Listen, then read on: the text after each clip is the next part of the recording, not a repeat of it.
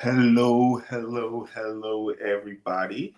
Good morning, good afternoon, good evening, good night, wherever you are in the world. Greetings and salutations. My name is Reverend Phoenix Coffin Williams. I am the first priest of the Corellian tradition. I also go by the Millennial Magician, Rev, Phoenix, those things. Today is Friday, August 29th, 2025, and this is another episode of Friday with Phoenix. And so, if you've been watching for a little bit, you know that you can interact with me on any of the platforms that you might be watching from. And so, you can go ahead and interact with the chat. And if you do go ahead and chat, I will absolutely go ahead and interact with you as best as I can. Let's see. It's been a little bit since the last time I was able to broadcast with y'all and give y'all an update. Um, this past weekend, the last one, was the Temple of Holistic Knowledge, our regional lustration of the living. It is a retreat, weekend gathering revival that I've been hosting in Buffalo for several years now. Probably since the pandemic started canceling people going to public events like festivals and stuff like that. When that started happening, I made a point to host a live in person event that had a phenomenal turnout. It was outdoors, we had masks, no one got sick from the event. We were able to gather together and praise the goddess quite peacefully, actually. And we were able to celebrate ourselves and our ancestors quite peacefully, with everyone else being stuck at home, afraid to come outside. We was out partying it up. So that's how the lustration of the living got started as an annual event in Buffalo. And it has been held in Buffalo ever since. Um, However, according to tradition, the regional lustration can be hosted by any high clergy hood in that particular region. Like anyone, any high clergy can host it. Just got to be a third degree. Have your staff, channel your oracle, do the blessings, yada, yada, yada. But yeah, this past weekend was our temples regional for the Northeast region of the United States. So that's New York, Ohio, Connecticut, Pennsylvania, Massachusetts. Those are like, that's the Northeast. Like, there's a few other states, but like that's basically the Northeast region. And anyone in those states who's a Corellian is invited to come and do our illustration of the living, which is where we really honor and uplift the living members of our tradition. It is the twin sibling to the lustration of the ancestors, which happens earlier on in the year, which only happens in one place, and only the first priest and first priestess officiate that with the help of other members of the high clergy. But the lustration of the living, any third degree can host that one. And it celebrates the work that our living members are doing on our side of the veil, our incarnate members of the family.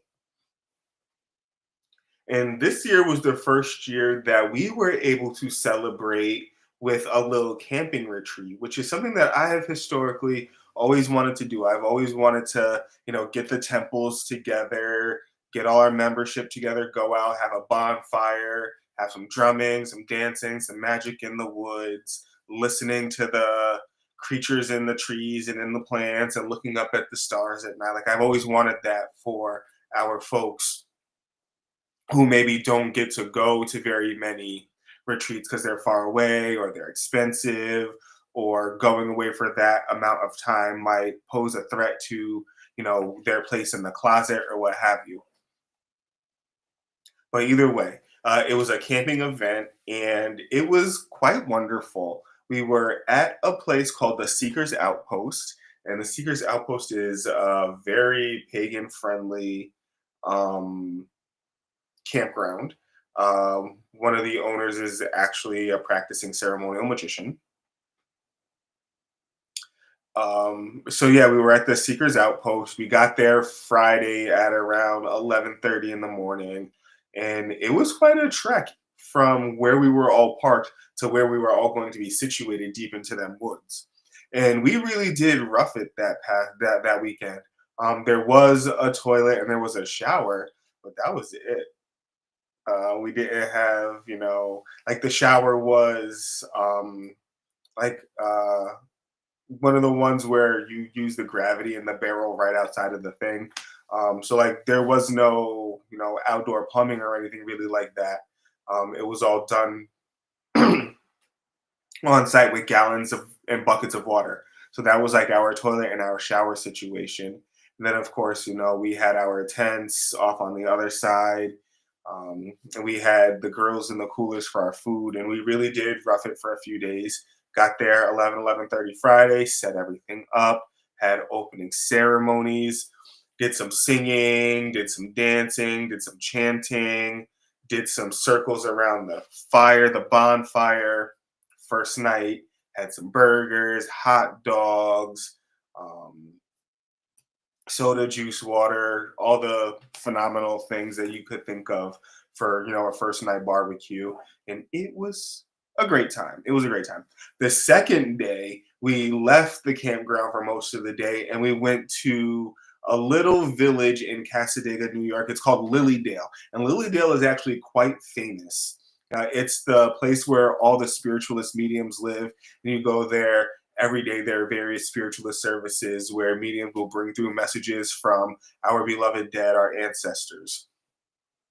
And so Lilydale has multiple free services a day. And then there's also the ability for you to make appointments with any of the registered mediums who live there. The reason that we wanted to go to Lilydale and visit the mediums was because well, first of all, being there is very cool. Being on that land is very cool. Tapping into the current of spirituality in that place is very cool. It's very helpful.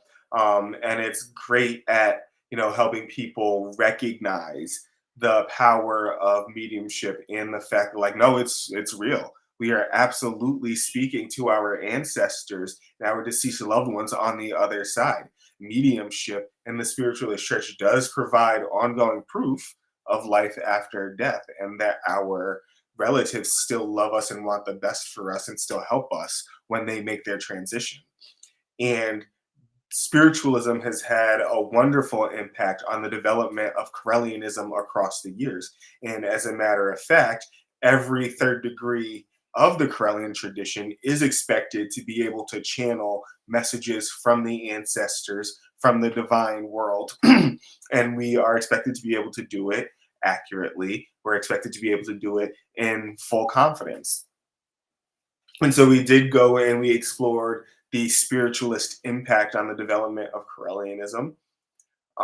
And over the course of the weekend, many of our temple's initiates provided education for the whole temple, as well as for folks who were visiting who were not initiates, because the lustration celebration is open to everyone. It is a blessing for everyone who needs a blessing. Excuse me, or who requires a blessing. And so it is open to the public.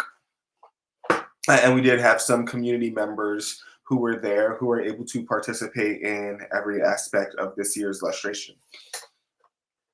So we had Reverend Tina do a workshop and an activity to the goddess Danu.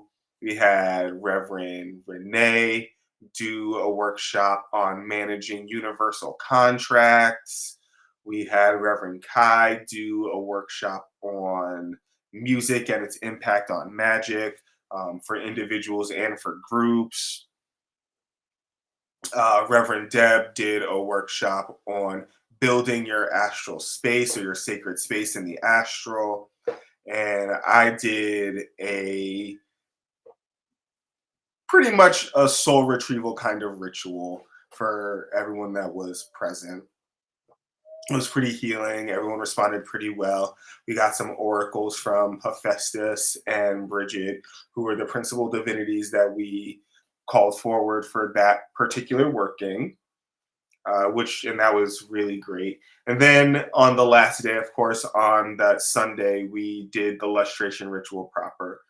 And one of the things that I do like about the Temple of Holistic Knowledge and the folks who are joining and participating is they're all very go with the flow. And we decided that we wanted to work on this ritual and learning this ritual and being able to do it very fluidly.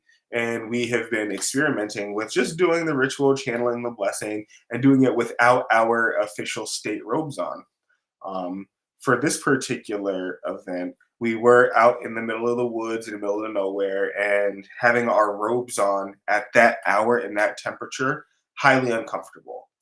So there were no protests when I made the suggestion, like, how about we don't do this with robes? And then, other folks chimed in and was like, well, actually, being able to do the ritual as we are is like, that's a level up. And I do agree for folks who put on the robes, who like the robes, for those who require that as a key, by all means, do that. But just remember, the robes are a key that are meant to help you access that innate magical potential that you already have. The robes, the athame, the wand, the chalice, the paten, the pentacle, the bowl, all of those are keys that unlock the part of you that already remembers your divinity. And so being able to do magic without any of those tools, without any of those keys, that absolutely is a level up. And so the whole temple was pretty open and motivated to work the lustration ritual, conjure the spirits of the ancestors, deliver the blessing, and all that without all the accoutrement. And that made me very, very proud of them. I was super proud of how they wanted to, move into the study and practice of magic. These are the same people, however, that I meet with twice a month, and we have our twice monthly study group. And these are the same people who, on a regular basis, we gather and we do our open circles for the entire Buffalo community. Anyone who wants to show up, we do our open circles. We're not the only group in Buffalo that does it, but we do it every single Sabbat, and we do something for the full moon.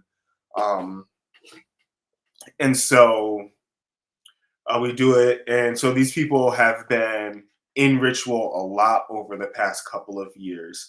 These people have been practicing a lot over the past couple of years, and they have made remarkable gains in the way that their magic looks and feels. They've made remarkable gains in the amount of time that it takes for them to get into that state of mind.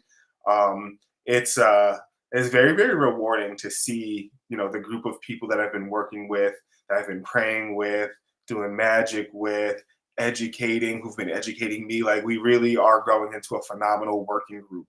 And it was really reflected this past lustration weekend, how great we are becoming with each other.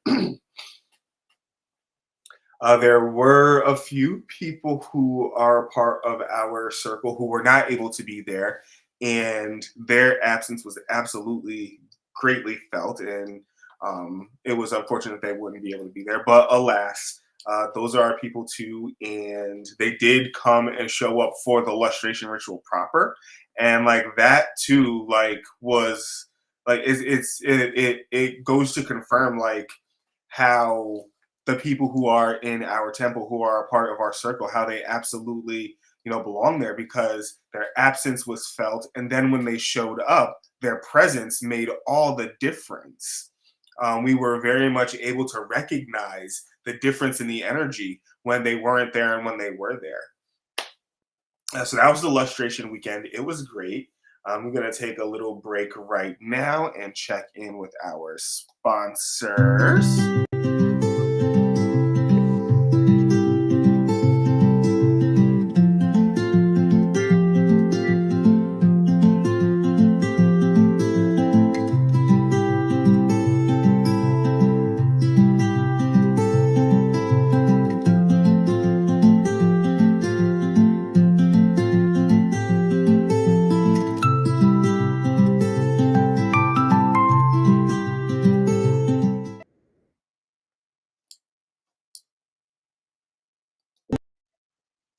All right. Thank you, Equinox Learning Hub. Thank you so much for being an ongoing sponsor.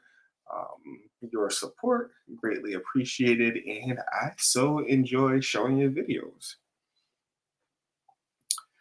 So yeah, that was my last week, Lustration Weekend. Great event, loved doing it. Looking forward to seeing some other folks maybe stepping up and hosting that event so that we can see and participate and raise magic in a bunch of different parts of the Northeast region. Um, and so if you are watching this and you are in the Northeast region, if you're in New York, if you're in Massachusetts, if you're in Pennsylvania, if you're in Ohio, if you're in Maine, if you're in Connecticut, if you're in Ohio, I don't know if I said that, and like you want to host a regional, but you are not a high clergy, just have a high clergy from that region or a high clergy who is, willing to travel. Have them come to your space, and you can host it, and the high clergy that you get to join you, like you can utilize that Imperium. Regional illustrations are very powerful rituals, and they are a great way to tap into the current of our traditions nexus and let that power work you and work through you, and on purpose participate in the great work. So that's lustration. Um, Aside from that, over the past couple of episodes, I've been talking about the role of mythology and the power of mythology to shape and guide and order our lives. And the context is for people who enter a magical practice and you enter under the guise or the auspices or under the knowledge that you either have a patron already and you know who it is, or you want a patron. So there are folks who enter and they're like, yep, I already know for a fact I am a child of Freya. I am a child of Odin. I am a child of Isis. I am a child of Quetzalcoatl. Whatever it is, they already know, and they already organize their life and their magic around their patrons. But what I've been saying and what I've been talking about over the past couple of weeks is that not only do you receive or do you have a patron or do you work with your patron, but you also get the entire pantheon that they come with. So if you are a child of Osiris, then you get to enjoy relationships with Horus, with Isis, with Anubis, with Nephthys. If you are a child of Hermes, then you probably enjoy, or you would likely enjoy, a great relationship with Apollo. Those two traded gifts. Apollo gave Hermes the caduceus, and Hermes gave Apollo the lyre, the instrument. And so when you take in and you absorb yourself into these pantheons and you make these divinities sponsors over your life, you also, to some degree, move into that cosmology and the order of that universe. And so the last time I was talking about, if you a Norse person, then the role of the Norns. If you're a Greek person, then the role of the Fates are essential in your practice. These are beings that you cannot schmooze. You cannot make enough offerings. You cannot get them to change their ways or their woes. However, the insight that you get from working with these spirits is reliable and astronomically helpful. One of the downsides or the sad sides or the confusing sides about being someone who is eclectic, you are someone who elects to pick and choose divinities and stories from different pantheons to order your life, well, that leads to remarkable chaos. That leads to remarkable confusion, and it leads to a lot of work in your life and in your spirit that's not getting done. You worship a thunder god from this pantheon, a love goddess from this pantheon, a blacksmith from this pantheon.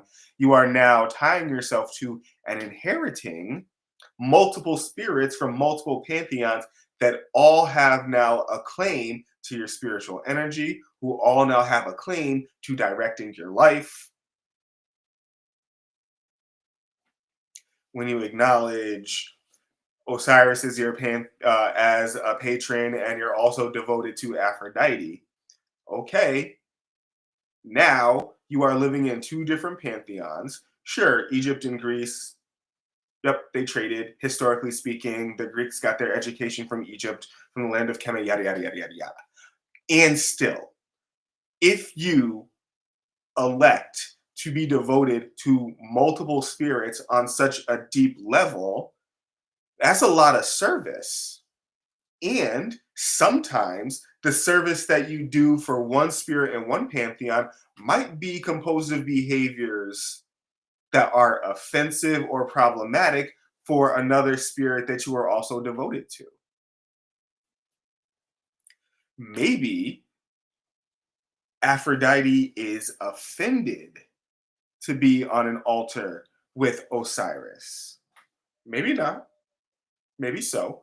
But when you mix pantheons, you are also mixing spiritual personalities. And the conversation about the soul is usually missing the conversation or the component that talks about our own personalities being a component of our soul. There are divinities that click with our personalities. Our personalities click with divinities. When that click happens and it is a mutual acknowledgement, there is mutual service that happens in the spiritual world now. We make an offerings at altars, and they are doing things in our lives to make them easier or to help us with our great work, to help us work off our karma and gain enlightenment and so on. When you do it with multiple spirits from across different places, these spirits require different things for you to serve them or for you to elevate them or for you to uplift them.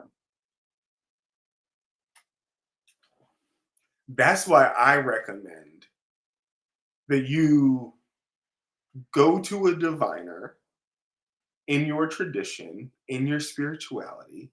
Go to your high priestess, go to your high priest, go to your santero, go to your santera, go to your hungon, go to your mambo, go to go to a professional in that place. Don't just like settle for someone who has been practicing by themselves in their bedroom or in their closet, and they're trying to make a name for themselves. Like, go to the ones who have the training, who have been doing the work, who have been consistently participating in the spirituality.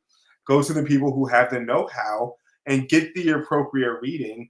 That way you are not squandering all your energies trying to figure out or pick or let your ego decide who the best spirit for you is. And the reason why I say don't let your ego decide, because if you allow your ego to determine, oh, this is a spirit I'm gonna serve. Sure, your ego has picked a spirit, and that spirit is a component of the great diamond. However, what that spirit wants or what that spirit needs for its own karma, for its own work, might not be in alignment with what is best for you. If you abandon your ego when you start to move into magic and you elect to allow your higher self and divinity to guide you, you have a lot less to worry about as far as backfired spells, as far as generating poor karma, as far as moving into directions that are painful for you. And it is a lot easier done The first thing to do when you are entering a magical path and you want to do it sincerely and you want to get the best out of your spirit and out of your soul as you can, and you want to be ultimately in alignment with the universe, the best thing that you can do for yourself is just acknowledge real quick, I don't know what I don't know. Sure, you might know your times tables. Sure, you might know order of operations. Sure, you might know organic chemistry. Sure, you might know color correspondences. Sure, you might know gems. You might know herbs. You might be a doctor. You might be a professor. However, as far as the grand scheme of things is concerned, acknowledging that you don't know what you don't know is going to be the biggest help. And acknowledging that there is a bigger thing up there that can help, and that getting feedback from that place, from the higher self, from the diamond, getting feedback from that and making your decisions based on that is going to be a lot more helpful than trying to navigate through your own shadow and your own temptations, which is really what the ego is composed of. We are out of time for today. We'll continue this conversation because this is moving into that greater conversation about the cosmology that includes demons, demonic energy, and understanding why cultures all around the world have demonic imagery in their spirituality and the purpose that they serve for us and what we're supposed to be doing. Like that is coming up, and this is all a part of that. So, for those of y'all who have been watching for a while, we are still on track, and I look forward to seeing you all again next week. I do want to um, say hey to Debbie Gold, who reached out from Facebook and sent a message in the chat. Thank you for that. And everybody, I will be back next week, Friday, for some more conversations.